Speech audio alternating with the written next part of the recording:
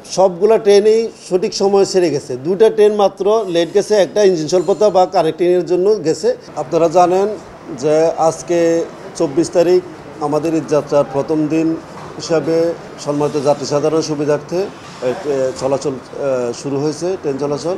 আমরা সকাল থেকে এখন পর্যন্ত 18টা ট্রেন পরিচালনা করেছি, চালাতে পেরেছি। আজকে 43টা আন্তনগর ট্রেন, 25টা mail express commuter train Dhaka station থেকে ছেড়ে যাবে। সে তো এখন পর্যন্ত 18টা আন্তনগর ট্রেন ছেড়ে গেছে। স্টেশনে আপনারা দেখছেন যে আমরা বিভিন্ন স্তরে স্তরে চেকিংয়ের ব্যবস্থা রেখেছি, যাতে বিনা টিকিটই বা ওই অনভিপ্রেত ব্যক্তিরা যাতে ট্রেন চলাচল করতে না পারে, যাতে টিকিটধারী যাত্রীরা যাতে স্বাচ্ছন্দ্যে নিরাপদে তাদের যাত্রা সম্পন্ন করতে পারে, সেই জন্য বিভিন্ন জায়গায় আমরা চেকিংয়ের ব্যবস্থা রেখেছি। এবং ট্রেনে আমরা স্টেশন এবং ট্রেনে নিরাপত্তার ব্যবস্থা রেখেছি। আমাদের জিআরপি আরএমবি সবাই কাজ করতেছে। বিশেষ করে ভাই বুড়িমারি 1.5 ঘন্টা বিলম্বে ছেড়েছে। আমাদের এমন চিত্র, বিষয়টি একটু বলবেন।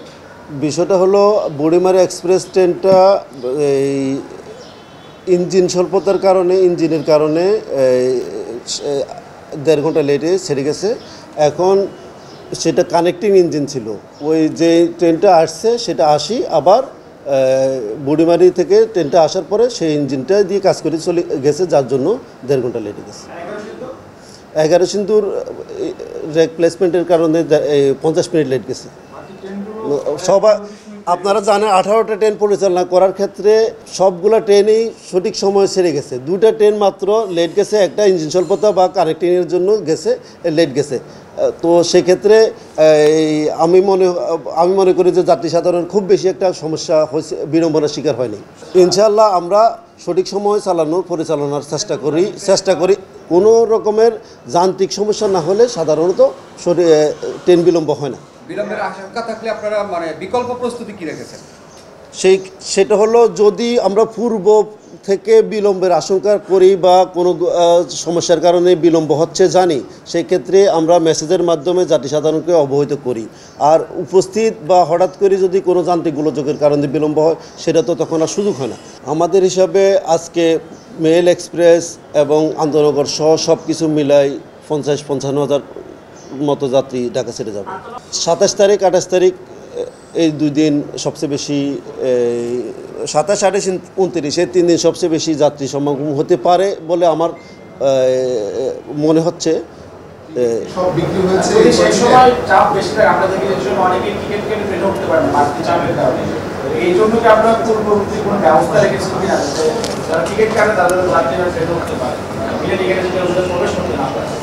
আপনারা দেখতেছেন আমাদের বিভিন্ন স্তরে চেকিং ব্যবস্থা আছে, যার জন্য যাতে বিনা টিকিটই কোনো ব্যক্তি ট্রেনে উঠতে না পারে সেই ব্যবস্থা আছে।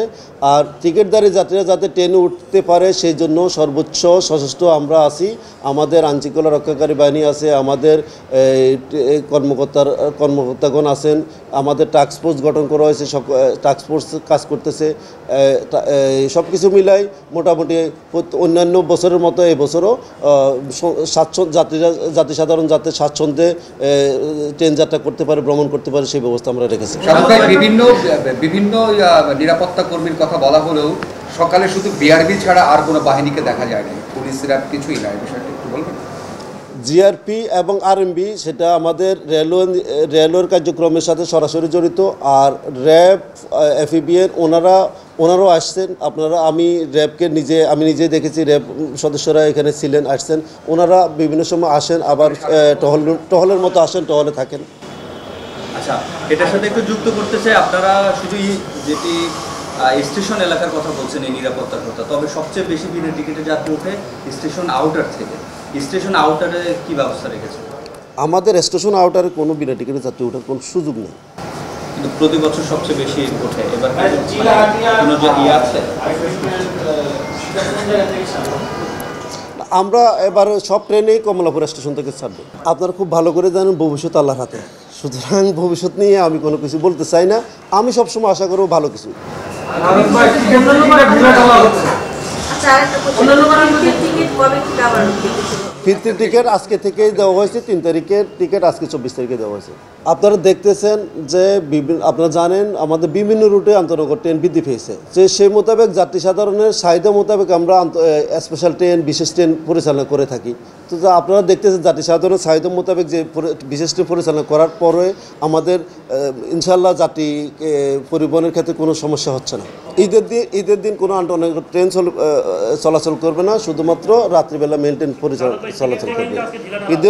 ঈদের পরের দিন আমাদের নির্দিষ্ট কিছু আন্তনগর ট্রেন অল্প কিছু আন্তনগর ট্রেন বন্ধ থাকবে, বেশিরভাগ ট্রেনে চলাচল করবে।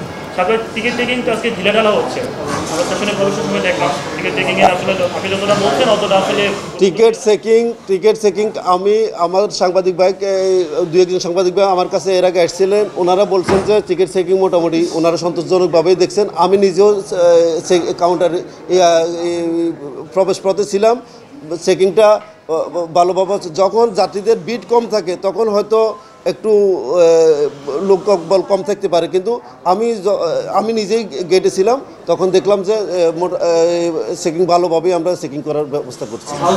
আমি একটা প্রশ্ন করতে চাই, সেটা হচ্ছে ঈদ যাত্রায় রেলপথে কত শতাংশ স্ট্যান্ডিং টিকিট বিক্রি করা হবে?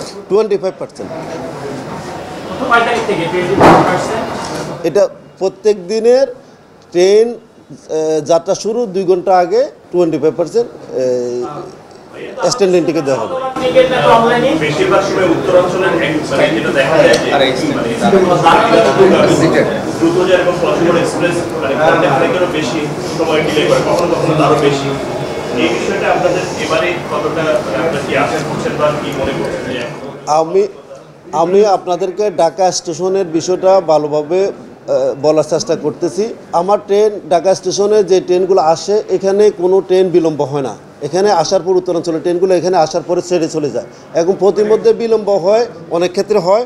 আর বেশিরভাগ ক্ষেত্রে বর্তমান সময়ে আমরা দেখতেছি বেশিরভাগ ক্ষেত্রেই এটা রাইট টাইম যাচ্ছে।